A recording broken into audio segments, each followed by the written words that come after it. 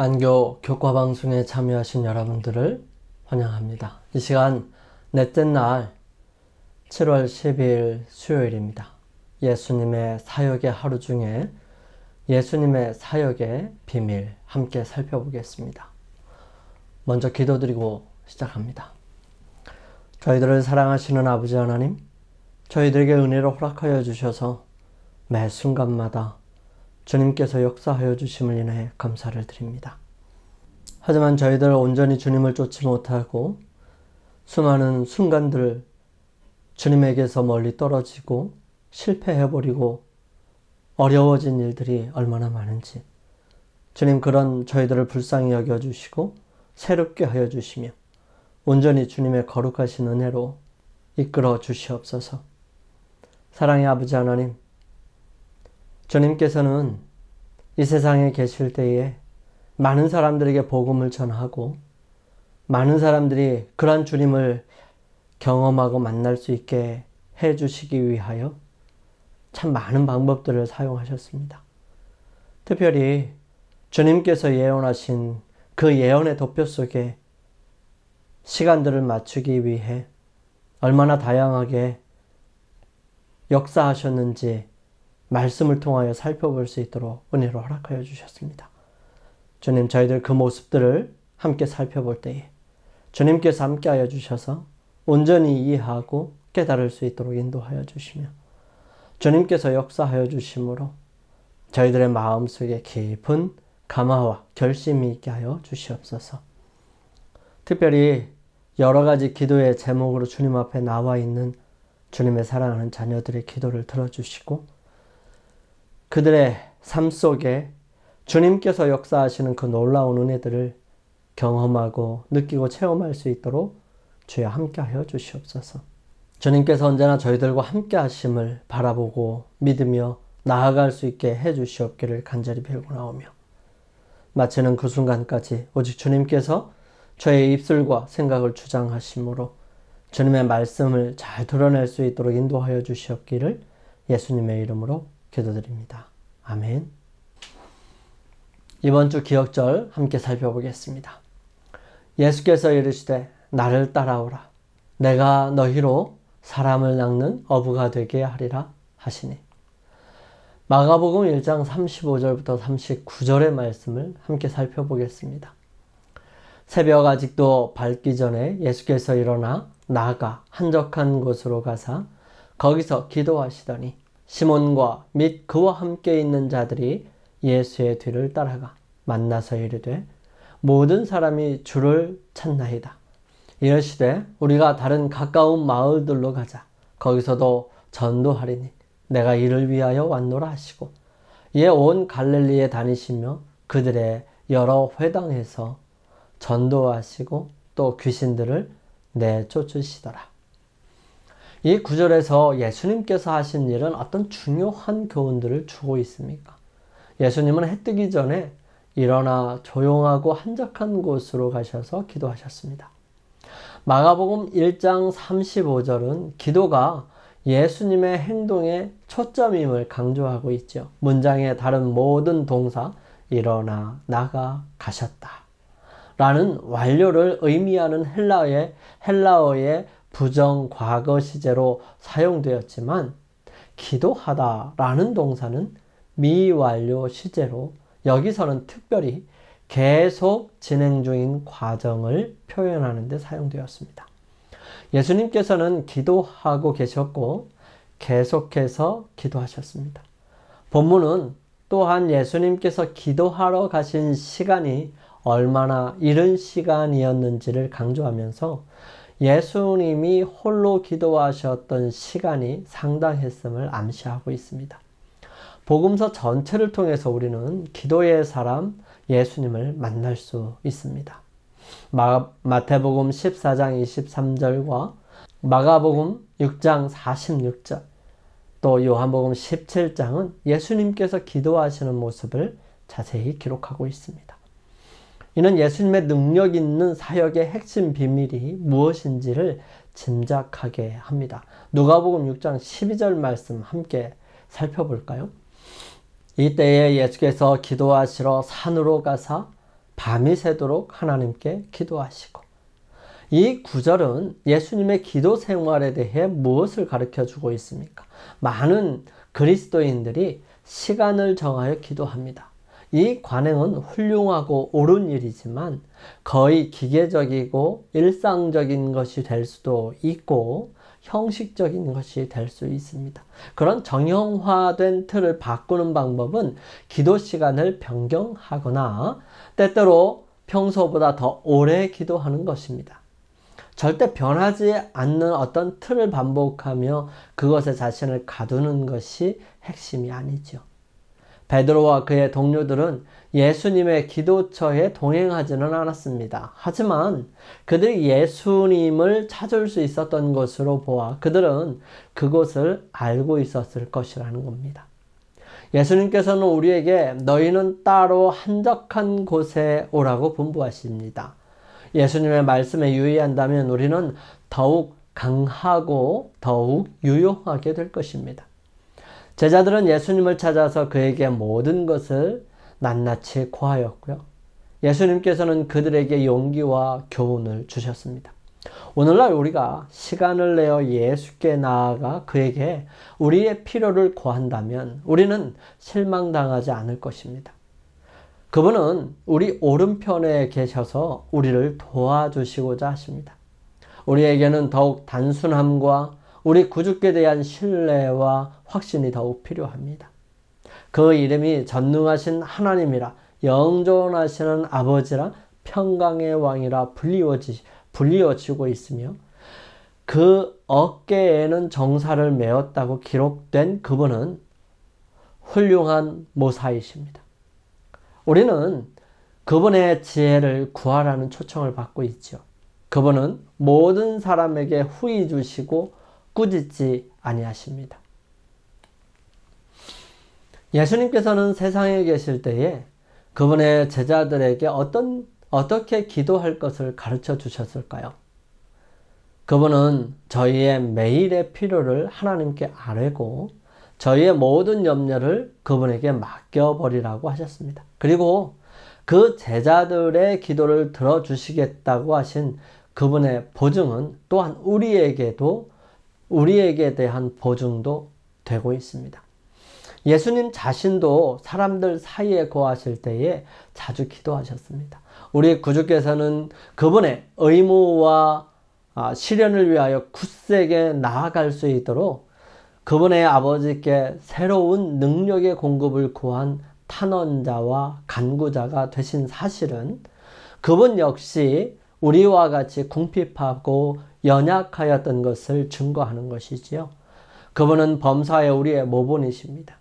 그분은 우리와 같이 연약한 한 형제로서 모든 일에 우리와 한결같이 시험을 받은 분이시지만 죄는 없으신 분이십니다.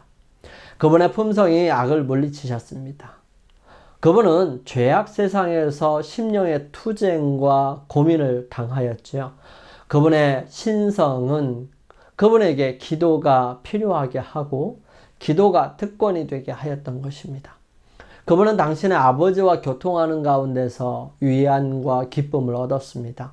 인류의 구주이시고 하나님의 아들이신 그분도 기도의 필요를 느끼셨으므로 하물며 우리 연약하고 죄 많은 죽을 수밖에 없는 인생들은 더욱 열심히 항상 기도할 필요를 느껴야 할 것입니다. 그리스도께서는 열심히 기도하셨지요. 그분은 하늘에 남겨진 자들과 이 땅에 온 자들의 구원을 위하여 격한 울부짖음과 눈물로 그분의 탄원을 아버지께 드렸습니다. 그렇다면 사람이 기도하고 낙심하지 말아야 하는 것이 얼마나 적절하고 타당한 것일까요? 하나님의 훈련받은 모든 사람들에게서는 세상의 습관이나 행습에 일치하지 아니하는 생애가 나타나야 합니다. 그리하여 하나님의 뜻에 관한 지식을 얻는 중에 각 사람은 개인적인 경험을 얻어야 하죠. 우리는 각기 개인적으로 하나님께서 마음에 말씀하시는 소리를 들어야 해요. 모든 다른 소리가 침묵되고 우리가 조용한 가운데 그분 앞에서 기다릴 때 영혼의 침묵이 하나님의 음성을 더욱 분명하게 들리게 합니다. 우리는 간구만 하고 들으려 하지 않아요. 우리는 간구하는 것은 기도가 된다면 듣는 것은 성경 말씀을 읽는 것과 더불어 명상하는 것이 포함되어야 합니다. 하나님께서는 우리에게 너희는 가만히 있어 내가 하나님됨을 알지어다 라고 명령하십니다. 여기에서만 참된 쉼을 얻을 수 있지요. 그리고 이것이 하나님을 위하여 수고하는 모든 사람을 위한 효과적인 준비입니다. 분주하게 움직이는 군중과 인생의 격렬한 활동으로 인한 긴장 속에서 이와 같이 소생함을 받는 영혼은 빛과 화평의 분위기로 둘리을 것입니다. 그 생애는 향기를 내뿜을 것이고요. 사람의 심령을 감동시킬 하늘의 능력을 나타나게 될 것입니다. 모두가 예수님을 찾고 있다는 보고는 예수님께서 더 많은 치유와 가르침으로 전날의 흥미진진한 경험을 이어가실 것이라는 기대감을 보여주지요. 놀랍게도 예수님은 그것을 거절하시고 다른 지역을 가리키며 더 넓은 봉사의 영역을 말씀하십니다. 이르시되 우리가 다른 가까운 마을들로 가자. 거기서도 전도하리니 내가 이를 위하여 왔노라. 예수님께서도 그렇게 많은 시간을 기도하셨다면 우리의 기도는 어떠해야 할까요? 예수님의 모본은 우리에게 무엇을 말해 주십니까? 우리로 기도하는 시간과 기도하는 방법과 기도하는 내용을 더 많이 필요로 한다는 사실을 말하고 있는 것이죠. 그리스도 안에서 인간의 부르짖음은 무한하신 긍휼을 가지신 하나님 아버지께 상달되었습니다. 예수님께서는 당신의 인성이 신성과 인성을 연결시킬 하늘의 전류로 충전되기까지 하나님의 보좌를 향하여 탄원하셨다고 기록합니다. 예수님께서는 끊임없는 교통을 통하여 하나님에게서 생명을 받으셨는데 이는 그가 세상에 생명을 주시기 위함이었던 것입니다. 예수님의 이 경험은 우리의 경험이 되어야 하지요. 여러분, 어떻게 적용해야 기도의 원칙과 방법을 분명하게 세울 수 있을까요? 실질적으로 계획을 세워볼 수 있게 되기를 바랍니다. 월드비전에서 제시하는 강력한 기도 생활로 이끄는 8가지 열쇠를 다음과 같이 소개합니다. 첫 번째, 누구와 대화하고 있는지를 알으라는 것입니다. 모든 대화는 우리가 상대의 이름을 말하는 것으로부터 시작되지요. 우리가 하는 기도는 바로 하나님과의 대화입니다. 예수님께서도 주기도문을 하늘에 계신 우리 아버지로 시작하셨어요. 즉 주님과 개인적인 관계를 맺고 있는 하늘 아버지에게 초점을 맞추는 것입니다. 두 번째로 감사하십시오. 진심에서 우러나오는 감사의 말씀은 언제나 좋은 대화의 시작입니다. 다른 부모들처럼 하나님도 우리가 감사하다는 마음을 갖는 것을 좋아하시죠. 세 번째는 하나님의 뜻을 구하라는 것입니다. 예수님께서는 십자가에 못 박히시기를 불과 몇 시간 전에 겟세마네 동산에서 그러나 나의 원대로 마옵시고 아버지의 원대로 되기를 원하나이다 라고 기도하셨습니다. 즉 죽음을 앞둔 상황에서도 흔들리지 않으시고 끝까지 하나님의 뜻을 구하며 그분의 계획을 믿고 따르고자 하신 것입니다. 우리도 한 치 앞도 볼 수 없는 이 세상에서 어떻게 기도해야 할지 또 무엇을 구해야 할지 알 수 없을 때가 있습니다. 하지만 우리가 확실히 기억해야 할 한 가지는 우리를 위한 하나님의 계획이 항상 선하고 우리가 있을 수 있는 가장 안전한 곳은 바로 그 하나님의 신성한 계획 한가운데라는 것입니다. 네 번째는 필요한 것을 말하라는 것입니다. 예수님께서도 필요할 때 주저하지 않고 하나님께 먹을 양식을 달라고 기도하셨습니다. 하지만 우리는 종종 우리가 필요로 하는 작은 것들을 가지고 하나님께 구하는 것을 주저합니다. 그리고 큰 문제가 닥치면 기도할 생각을 하지 않고 오히려 스스로 문제를 해결하고자 할 수 있는 모든 일을 시도하지요. 성경은 너희가 얻지 못하면 구하지 아니함이라고 말합니다. 그러니 주저하지 말고 우리에게 필요한 걸 하나님께 구하십시다. 그러면 하늘에 계신 우리 아버지께서 우리에게 좋은 선물을 주는 것을 기뻐하실 것입니다. 용서를 구하십시오. 야고보서 5장 16절은 우리의 기도가 들리게 하려면 우리의 마음이 하나님과 함께 합해야 함을 일깨워 줍니다. 만약 우리의 기도가 하늘로 상달되지 않고 막히는 것을 느낀다면 혹 우리 안에 잘못된 부분이 있는지 하나님께 죄를 회개하고 용서를 구해야 합니다. 여섯 번째로 누군가와 함께 기도하십시오. 우리가 예수님의 이름으로 기도할 때 함께 동의하는 힘이 생깁니다. 이처럼 우리가 하나님께 기도할 중요하고 긴박한 일이 생기면 종종 누군가와 함께 기도를 해야 합니다. 두세 사람이 모인 곳에 나도 함께 하겠다고 말씀하시고 계시죠. 일곱 번째로 성경 말씀에 근거해 기도하라는 것입니다. 무엇보다 중요한 것은 약속입니다. 약속에 근거한 기도는 결코 망하지 않습니다. 그리고 그 기도는 반드시 이루어집니다. 예수님께서 광야에서 사단의 유혹을 받으실 때 말씀으로 물리치셨죠. 이처럼 하나님의 말씀은 무엇보다도 큰 힘을 가지고 있고 우리의 위대한 영적 무기임을 기억하고 우리의 흔들리지 않는 믿음을 잡아줍니다. 여덟 번째로 성경 구절을 암송하십시오. 힘있는 기도 생활의 가장 중요한 핵심은 그리스도 안에서 우리의 영적 권위를 이해하는 것입니다. 그렇게 하는 유일한 방법은 우리가 좀 더 성경과 친해지는 것이지요. 하루에 몇 분이라도 시간을 내서 성경 구절을 암송하도록 하십시오. 그리하면 말씀에 기초한 우리의 기도의 힘과 권위가 더해질 것입니다.